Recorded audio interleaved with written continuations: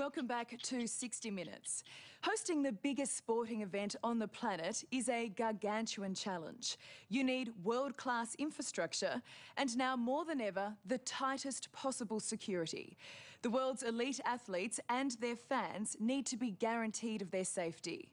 In July, the Football World Cup will play out in one of the world's most volatile cities, Brazil's incomparable Rio de Janeiro. And as if that's not enough, the Olympics will be there in 2016.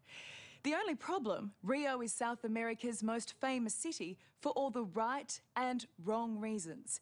It's beautiful and it's dangerous.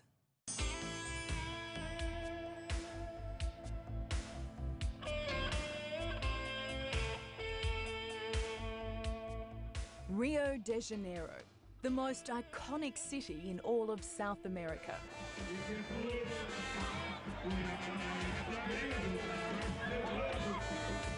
A pulsating, seething mass of 12 million people squeezed in between the mountains and the Atlantic Ocean. It's a place that's both beautiful and deadly. Crime is an ever-present threat.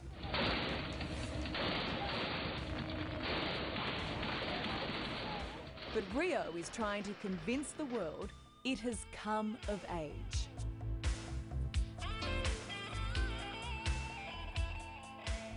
You know, as it says on the flag in Brazil, order and progress, and people have always been talking about Brazil as a country of the future. But I think when it was announced that they won the right to hold the World Cup, I think the Brazilians felt that they'd arrived.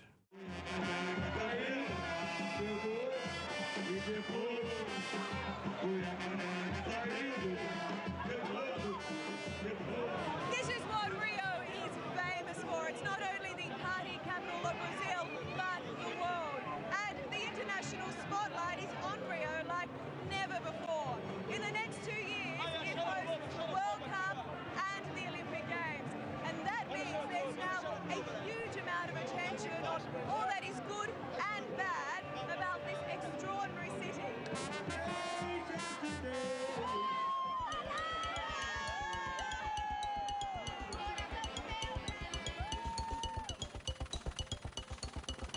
You know, I'm from Sydney. Sydney is a spectacular city, but I have to say I've really fallen in love with Rio de Janeiro.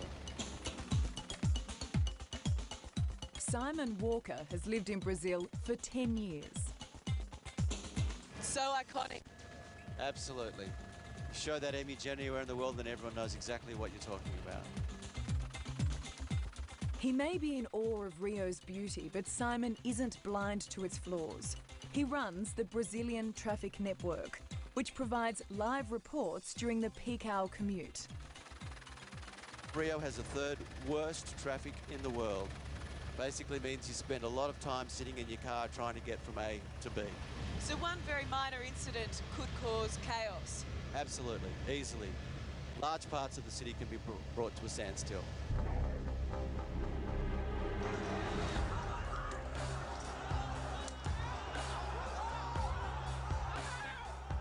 But it wasn't an accident that brought the city, in fact, the whole country to a standstill in June last year.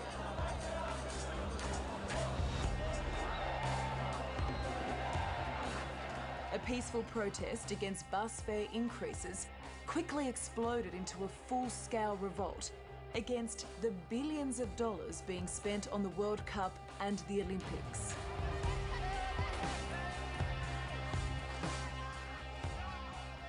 It became politicised, and some of the darker elements of society infiltrated what was a peaceful movement and started creating chaos, and just saw it as an opportunity to make a mess of everything here. And no one could guarantee anyone's security. You have a very big job on your hands. Yes, without any doubt.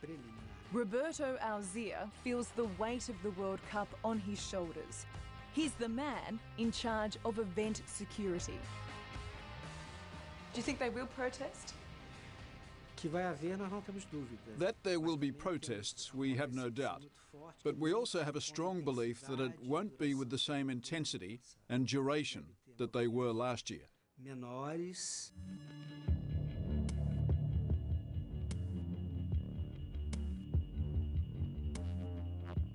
But violence is nothing new to Rio.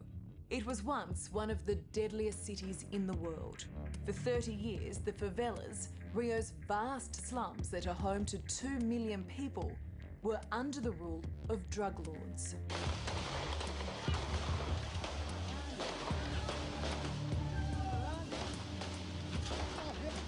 But 4 years ago, knowing they had to quash Rio's reputation for lawlessness before staging these big events, the police, backed by the military, began a campaign to gain control of the infamous favelas.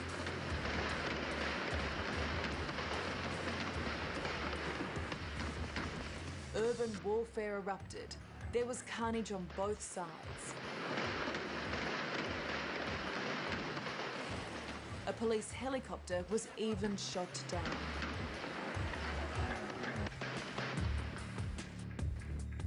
The complex is very dangerous in the past. Now, the situation is controlled. This so-called pacification has worked in some favelas, with murder rates tumbling. But you still have to be vigilant. I'm on patrol with Captain Lima Ramos, one of 12,000 officers assigned to reclaim the shanty towns.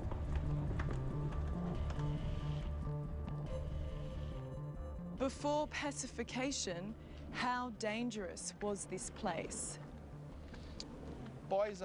After pacification, the risk to both police and the population diminished a lot. We cannot say today there is no risk. There will always be risk.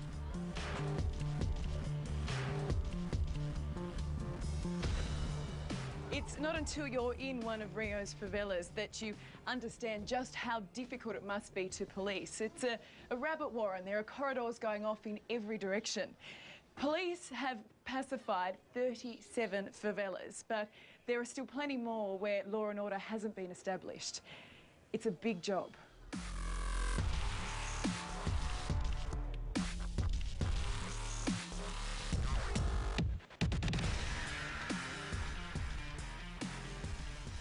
There are a lot of guns on the street here. This community we're in at the moment is controlled by one of the drug factions here.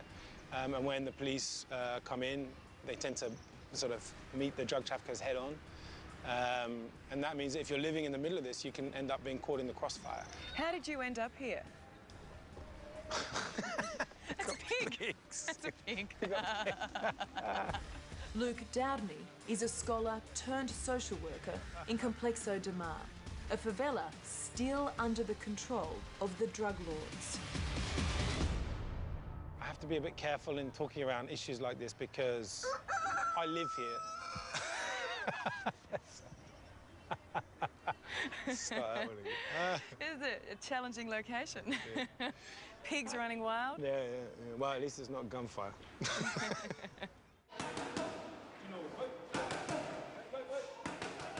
At first, boxing may seem like an odd way to turn kids away from a life of crime and violence.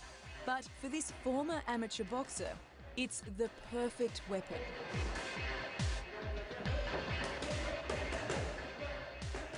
Why boxing? Everything that you do in that ring, you can take into your life. It's kind of a theatre for life, I guess you could say. And it's a tough place, but you can't hide in there, and you also can't lie in there.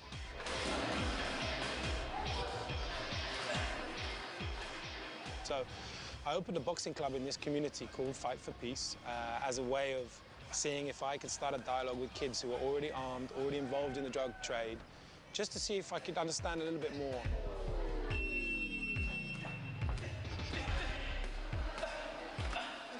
"14 years ago, Luke started with 10 kids from the favela.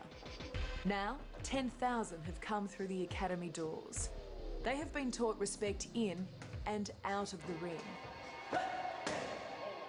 Saving not all, but plenty from the gangs, Fight for Peace has also produced champions like Roberto Custodio.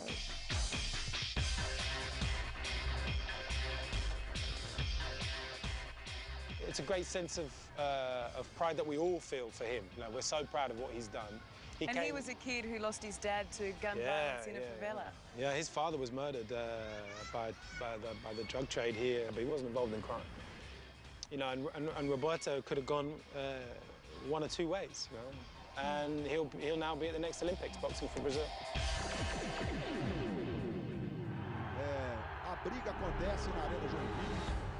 But before any competition starts, the question has to be asked. With violence still so prevalent in Brazil, even in the soccer stadiums, and with the threat of more protests during the World Cup itself, will Rio be safe?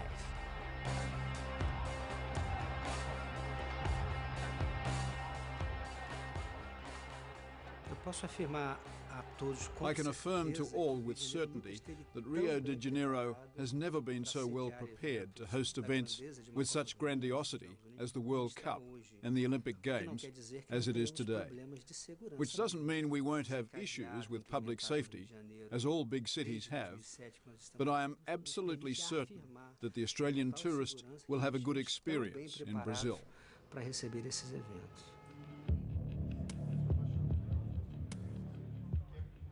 Thousands of security cameras have been installed to monitor the main tourist precincts, and close to 50,000 police, the equivalent of Australia's entire force, will be on the streets in Rio during the World Cup. The hope now is that the Cup and the Olympics will be remembered for the right reason: the sport.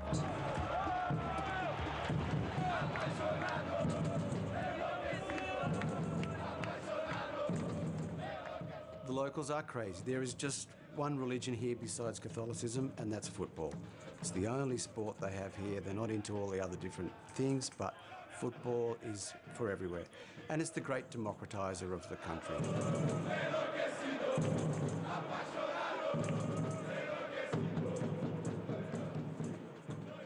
Brazil is under the microscope right now, isn't it? Brazil is under the microscope right now. There's nothing to hide here. So if you get caught in a queue for 4 hours, or you know, some other situation happens, okay, but you're going to have a good time, and that's the real Brazil. It's not like you can go to some other countries and they put on a facade, and so you get this clean image of something that's probably not the real country. When you come to Brazil, you're going to get the real Brazil.